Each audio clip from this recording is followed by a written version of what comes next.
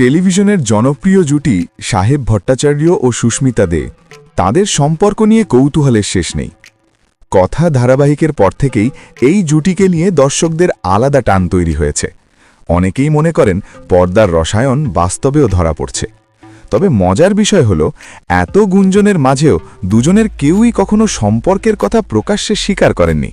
কিন্তু সম্প্রতি এক সাক্ষাৎকারে বিয়ে প্রসঙ্গে প্রশ্ন করা হলে সাহেব যা বললেন তা নিয়েই নতুন করে শুরু হয়েছে আলোচনা। তিনি স্পষ্ট জানিয়ে দেন, এই মুহূর্তে বিয়ে নিয়ে তার কোনো তাড়াহুড়ো নেই, মানে এখনই 7 পাকে বাঁধা পড়ার কোনো পরিকল্পনা নেই। তবে পুরোপুরি না বলেও একটা ইঙ্গিত দিয়ে রাখলেন তিনি। সাহেবের কথায়, যদি বিয়ে করেন তাহলে শীতকালই হবে তার পছন্দের সময়, কারণ শীতকালে বিয়ের আনন্দটা অন্যরকম। সাজগোজে স্বস্তি, অনুষ্ঠানে আরাম, আর খাওয়া দাওয়াতেও থাকে আলাদা মজা।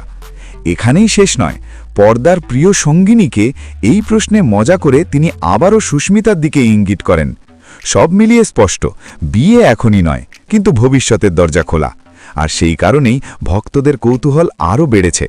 শেষ পর্যন্ত কি সত্যি এই রিল লাইফ জুটি রিয়েল লাইফেও 7 পাকে বাঁধা পড়বে?